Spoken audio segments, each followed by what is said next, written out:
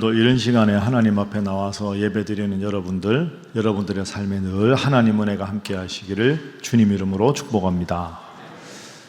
아까도 광고 드린 대로 오늘은 153 새생명 초청잔치가 있는 날입니다. 그래서 여러분들은 평상시에 하나님 앞에 열심히 나와 예배드리는 분들이지만 하나님 믿다가 오랫동안 결석하신 분도 모처럼 교회 오시고 또 전도를 해서 새로 오늘 교회에 오시는 분들도 있습니다. 그분들이 교회에 오면 제일 궁금한 게 왜 꼭 교회를 다녀야 되나? 자기 좋은 다른 종교 믿으면 안 되나? 왜 예수 믿는 사람들은 꼭 예수를 믿어야 구원 얻는다고 하고 왜 꼭 다른 종교가 아니라 교회를 다니고 기독교를 믿어야 된다고 하나? 이 질문이 참 자주 듣는 질문입니다. 그래서 오늘은 이 질문에 대해서 다시 한번 복습 삼아 여러분들 믿음 생활 잘 하시지만 앞으로 누군가가 설명을 요청할 때 잘 설명하시라고 다시 한번 이 질문에 대해서 살펴보도록 하겠습니다. 여러분, 하늘을 나르는 자동차 한번 상상해 보십시오. 자동차가 하늘을 난다. 참 생각만 해도 멋지지 않습니까? 옛날에 어릴 적에 보던 영화 보면 영화 마지막 엔딩 장면이 자동차가 도로를 쫙 달리다가 하늘 높이 이렇게 자동차가 올라가는 아주 멋진 그런 장면이 지금도 기억에 나는데요. 여러분, 자동차가 하늘을 날 수 있다면 그 얼마나 보기에도 멋지고 근사하겠습니까? 그런데 실제로 하늘을 나는 자동차를 한번 만들어 봐야 되겠다 해서 전 세계에 아주 대단한 자동차 회사들이 이 프로젝트를 시행했다는 거죠. 그런데 이 프로젝트를 시행하다가 거의 대부분이 막대한 투자금을 가지고 기술을 만들려고 했지만 실패를 했습니다. 그랬다면 지금 우리가 하늘을 나는 자동차가 있을 텐데 아직 없는 것 보면 실패 아닙니까? 그런데 아주 유사하게 정말로 거의 이 기술을 발전시킨 작은 벤처 회사가 미국 보스턴에 있었다고 합니다. 자, 어떻게 했을까? 여러분이라면 하늘을 나는 자동차를 만드십시오. 이 프로젝트에 당선되시면 큰 상금을 주겠습니다. 이러면 여러분 같으면 제일 먼저 뭘 하시겠습니까? 하늘을 나는 자동차를 만든다. 그러면 한번 해보자. 여러 엔지니어들이 함께 모여가지고 낡은 자동차를 한 대 보통 사겠죠. 낡은 자동차를 먼저 딱 사서 이 자동차를 어떻게 날개를 잡아야 될까? 날개를 어떻게 달아야 될까? 그리고 이렇게 도로를 달리다가 엔진을 어떻게 기능을 개선시키면 그 엔진의 추동력을 받아서 하늘로 날까? 거의 대부분의 세계적인 회사들이 자동차를 도로에 놓고 아니면 큰 실험실에 놓고 어떻게 날개를 달까? 어떻게 하늘을 날 수 있는 엔진의 추동력을 받을까? 이렇게 고민을 했다는 거죠. 그런데 보스턴에 있는 한 회사는 아주 간단하지만 전혀 다른 생각을 했다는 겁니다. 어떻게 생각했냐? 자동차가 하늘을 나는 건 거의 불가능할 거다. 그렇다면 바꿔서 생각을 해보자. 비행기를 여기다가 놓고 이 비행기는 원래 나니까 어떻게 하면 날개를 접어서 도로 위를 달리게 할 수 있을까? 어떻게 하면 일반 주유소에 가서 비행기 기름을 주유할 수 있을까? 어떻게 하면 날개를 접어서 좀 큰 집의 주차장에다가 주차할 수 있을까? 이렇게 생각을 했다는 거죠. 여러분, 이게 작은 것 같지만 엄청난 겁니다. 자동차가 하늘을 날기는 어렵지만 비행기가 지면을 달리는 것은 어렵지 않다. 여러분, 이런 생각 하셨습니까? 제가 처음에 보니까 별로 이런 생각 못 해보신 것 같은데 이게 발상의 전환이죠. 그런데 저는 방금 말씀드린 이것이 기독교와 다른 종교의 관계에도 그대로 적용이 된다고 생각합니다. 기독교를 제외한 대부분의 종교는 인간이 어떻게 하면 열심히 거룩하게 살아서 저 하늘, 신과 같은 존재가 될까? 인간이 어떻게 열심히 수도를 하고 수양을 해서 신처럼 살 수 있을까? 이걸 지향하는 것이 대부분의 종교입니다. 특히 동양의 종교들이 다 그렇습니다. 그런데 기독교는 그게 아닙니다. 하나님과 능력이 같으신 신이신 예수님이 이 땅에 인간의 모습으로 오셨다. 이것이 기독교입니다. 여러분, 인간이 어떻게 구원받을 수 있을까 하는 질문을 놓고 생각해 보면, 그죠?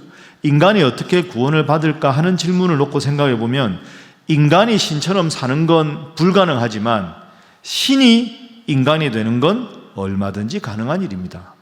이게 기독교와 다른 종교의 결정적인 차이입니다. 그렇다면 두 번째로, 예수님을 믿으면 죄로부터 구원받는다. 이게 무슨 뜻이냐? 여러분들은 믿음 생활 잘 하시는 분이라 다 알고 있지만 하나님은 우리 인간을 복을 주시려고 창조하셨습니다. 성경의 창세기에 보면 하나님이 인간을 창조하신 이유는 행복하게 복받으며 살아가라 하고 인간을 창조하신 겁니다. 그럼 우리가 복받으며 살아야 되는데 현실적으로 우리가 복을 누리고 살지 못합니다. 왜 그러냐? 하나님은 우리 인간을 로봇으로 만드신 게 아니라 자유를 주셨는데 이 자유를 가지고 하나님이 원하시는 대로 자기를 사랑하고 이웃 사랑하고 행복하게 살라고 지으셨는데 인간은 이 자유를 하나님 원하시는 방향으로 쓰지 않고 반대 방향으로 씁니다. 나만 잘 되고 남을 미워하고 경쟁하고 다투고 불신하고 이렇게 자꾸 자유를 엉뚱한 방향으로 쓰게 되지요. 그러다 보니까 하나님과 인간의 관계도 깨지고 나와 너의 관계도 깨지고 인간과 자연의 관계도 깨어지게 되었습니다. 그럼 이 관계를 회복을 해야 되는 거죠. 그런데 우리 인간은 죄인이라 아무리 노력하려고 해도 내 마음속에 있는 죄를 완전히 극복하고 하나님 뜻대로 행복하게 살아갈 수 없습니다. 이게 우리 인간의 문제입니다. 여러분, 기독교에서 가장 중요하게 생각하는 게 이겁니다. 하나님 뜻대로 살면 행복한데 머릿속으로는 아는데 나의 마음과 나의 생각은 내 욕심만 추구하는 방향으로 나간다. 그럼 이걸 기독교에서는 죄라고 합니다. 행복과 죄 사이에 우리는 있습니다. 이러면 안 되지 하면서도 수많은 죄를 짓습니다. 그러면 내 죄를 안 지으면 되지 않느냐? 그게 안 됩니다. 내가 죄 안 지으려고 아무리 노력을 해도 나는 죄를 짓는 죄의 공장과 같은 것이 인간의 마음입니다. 그래서 하나님이 예수님을 이 땅에 보내주신 겁니다. 제가 방금 여러분들과 나눈 대로 하늘을 나는 자동차처럼 인간이 열심히 수양을 해서 죄를 안 짓고 신처럼 사는 것은 어렵지만 신이신 하나님의 아들 예수님이 이 땅에 딱 내려와서 너희의 모든 죄 안 짓고 사는 것 다 안다. 그러면 나는 신이라 죄가 없으니 너희의 모든 죄를 다 짊어지고 내가 십자가에 대신 죽어서 너희의 모든 죄를 다 내가 대신 해결해 주겠다. 그래서 하나님의 아들 예수님이 이 땅에 오신 거죠. 그래서 우리 교회에서 예수님은 죄로부터 나를 구원하셨다 하는 말은 나는 끊임없이 죄를 지을 수밖에 없지만 예수님은 신이라 죄가 없으신 분이니 그분이 나의 죄를 대신해서 십자가에서 해결해 주셨다. 그래서 이분을 믿으면 나는 다시 하나님의 자녀가 되고 이 땅에서 행복한 삶을 살 수가 있다. 이것이 예수님이 이 땅에 오신 이유입니다. 여러분, 하나님은 여러분을 사랑하셔서 지난주에 말씀드린 대로 이 세상을 창조하시고 여러분을 복되게 살게 만들어 주셨습니다. 그러나 우리는 내 자유로 그 복을 잃어버리고 삽니다. 그러나 예수님이 다시 오셔서 내 죄를 해결해 주셨으니 내가 이제는 하나님의 자녀가 되고 예수님의 이름으로 기도하면 내 모든 죄를 우리 하나님께서 용서해 주시는 줄로 믿습니다. 그 하나님 믿고 그 예수님 믿고 믿음 생활 잘하는 여러분, 평생 동안 주님 잘 믿는 여러분 되시기를 주님 이름으로 축복합니다. 자, 한번 저를 따라 해보시죠. 바로 나를 위해서 이 세상에 오신 예수님을 사랑합니다. 여러분 믿습니까? 자, 다시 한번 저를 따라합니다. 평생 이 예수님을 믿고 살아가겠습니다. 그렇게 하시겠습니까? 예, 자, 우리 옆에 분들과 인사 한번 하겠습니다. 평생 예수님 잘 믿으시기 바랍니다. 자, 웃으면서 한 번 더 인사할까요? 오늘도 예배당에 잘 오셨습니다. 이제 한 가지 더 정리를 해보겠습니다. 따라합니다. 구원의 이름 예수. 네. 왜 예수만 꼭 믿어야 되냐? 왜 꼭 기독교인들은 기독교만 믿으라고 하나? 이제 이 질문을 본격적으로 한번 생각을 해보겠습니다. 여러분, 이 세상에 종교가 참 많습니다. 그리고 훌륭한 가르침을 가지고 있는 종교들도 현실적으로 많이 있습니다. 그리고 그 종교들은 다 자신의 종교가 구원의 종교다라고 말하는 종교도 많이 있습니다. 성경은 뭐라고 말할까요? 성경은 뭐라고 말하느냐? 오늘 본문 말씀 우리가 읽었는데요. 사도행전 16장 31절 말씀.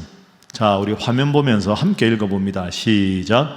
이르되 주 예수를 믿으라. 그리하면 너와 내 집이 구원을 받으리라 하고. 누구를 믿으라고요? 주 예수님을 믿어야 구원을 받는다. 사도행전 4장 12절에도 이런 말씀이 있습니다. 함께 읽어볼까요? 시작. 다른 이로서는 구원을 받을 수 없나니 천하 사람 중에 구원을 받을 만한 다른 이름을 우리에게 주신 일이 없음이라 하였더라. 아멘. 다른 이름으로는 구원을 받을 수 있는 이름을 하나님이 주신 적이 없고 구원을 받을 만한 이름은 오직 예수 이름에 있다. 이것이 성경이 가르치는 진리입니다. 그래서 우리 기독교인들은 예수님을 믿어야 구원받습니다. 예수를 믿고 구원받으십시오 라고 말하고 있는 거죠. 여러분, 제가 수학 문제 한번 내보겠습니다. 암산으로 대답하십시오. 4 곱하기, 저거 보여주시면 안 되는데 아직. 뭐 봤으니까 보십시오. 보십시오. 화면 보여주세요. 4 곱하기 6이 얼마입니까? 그럼 정답은 몇 번입니까? 4번요? 그죠? 3번이죠. 4, 6은 24. 1번 1, 2번 10, 4번 25. 정답입니까? 틀린 답입니까? 틀렸습니다. 1번도 틀리고 2번도 틀리고 4번도 틀립니다. 정답은 몇 번이라고요? 3번. 정답이 몇 개입니까? 1개입니다. 그런데 4번 답을 쓴 학생이 선생님한테 왔습니다. 선생님, 불공평한 것 같습니다. 왜? 저 틀렸다고 하셨. 너 틀렸잖아. 너 25 했잖아. 4번. 아, 선생님 생각해 보세요. 정답이 24인데 1 쓴 애도 있고 10에다 동그라미 하나 해도 있는데 이거 24하고 너무 멀잖아요. 근데 저는 25인데 25하고 24는 하나밖에 차이 안 나잖아요. 아니 1 쓴 애는 24하고 너무 멀어서 틀렸지만 나는 가까우니까 맞으면 맞다고 좀 해주세요. 이렇게 만약에 아이가 선생님께 가서 때를 쓰면 여러분이 선생님이라면 맞다고 해주시겠습니까? 틀린 건 틀린 겁니다. 가깝든 멀든 틀린 건 틀린 거죠. 25나 1이나 10이나 24가 아니면 틀린 게 맞는 겁니다. 여러분, 오늘날 우리 주위에 많이 듣는 단어가 다양성, 철학에서는 다원성 이렇게 말합니다. 다양한 종교가 있습니다. 종교로 생각해 보면 기독교만 있는 것도 아니고요. 뭐 우리나라만 해도 유교, 불교, 도교, 무교 얼마나 많습니까? 뭐 이슬람교도 있고요. 많은 종교가 있습니다. 그리고 그 종교들은 거듭 말씀드리지만 나름대로 훌륭한 점도 가지고 있습니다. 제가 지금도 금요일날 신학교에 가서 우리 한국의 전통 종교, 유교, 불교, 도교, 도가, 무교 이런 것과 기독교를 견주어서 가르치고 있습니다. 나름대로 훌륭한 사상과 체계를 가지고 있는 것은 사실입니다. 그러나 여러분, 우리가 두 가지를 구분해야 합니다. 우리 주위에 다양한 종교가 많다고 해서 그 다양한 종교가 나름 훌륭하다고 해서 그 종교가 구원의 종교고 절대적인 진리를 가진 종교라는 뜻은 아닙니다. 다른 종교를 믿는 사람이 많다고 해서 다른 종교에 다 구원이 있다고 말하는 것은 논리적으로 구분해야 되는 문제입니다. 연애할 때 생각해 보십시오. 여러분, 우리가 연애할 때 동시에 누군가를 함께 좋아할 수 없습니다. 제가 남자 입장에서 이 사람도 좋아하고 저 사람도 좋아하고 그걸 전문 용어로 뭐라고 합니까? 바람 피운다. 여러분, 그건 아니지요. 생각해 보세요. 한 여인을 사랑하고 여인이 한 남자를 사랑하는 것. 나는 당신만 사랑해요. 내 인생에 당신밖에 없어요. 라고 말하는 걸 보고 누군가가 사람이 배타적이다. 사람이 저렇게 속이 좁아서 어떡하나. 그럼 그렇게 말하면 안 됩니다. 한 사람만 깊이 사랑하는 것이 당연한 거죠. 그래서 기독교에서 예수 이름만 믿어야 구원받는다라고 말하는 걸 배타적이다, 편협하다, 그건 아닙니다. 그게 아니고요. 전적인 헌신, 전적인 사랑입니다. 이 세상에 많은 여인들이 있지만 한 여인을 평생 사랑하고 헌신하는 것, 숭고한 사랑과 전적인 사랑이지, 헌신이지, 한 여인만 사랑한다고 배타적이라고 말해서는 안 되는 거죠. 여자 입장에서도 한 남성을 정말로 지극히 사랑하고 존중하고 부부로 살아가는 것, 아름답고 칭찬받을 일이지, 왜 그렇게 속이 좁아서 한 남자만 사랑해요? 큰일 날 말입니다. 절대로 그렇게 말해서는 안 되는 거죠. 바로 이런 뜻에서 우리 기독교인들은 예수님을 구원자로 믿는 겁니다. 이것은 다양성의 문제가 아니고 관용의 문제가 아닙니다. 진리의 문제이고 인생의 정답에 관한 문제입니다.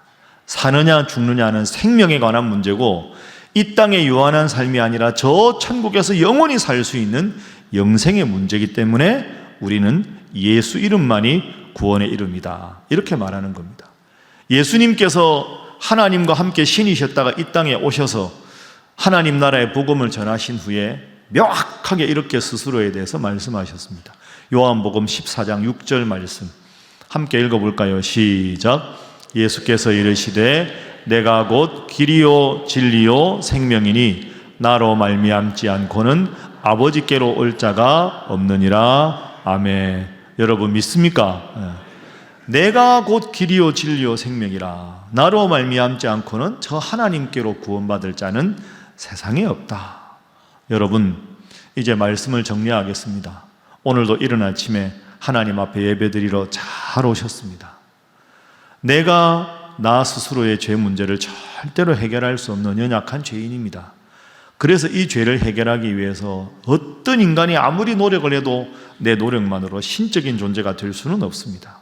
그러나 신이신 하나님 예수님께서 이 땅에 오셔서 내가 죄가 없으니 너희 죄를 내가 대신 용서해 주겠다, 그 예수님을 믿고 살아가고 하나님 앞에 기도할 수 있는 것이 기독교의 귀한 특권이요 진리인 줄로 믿습니다.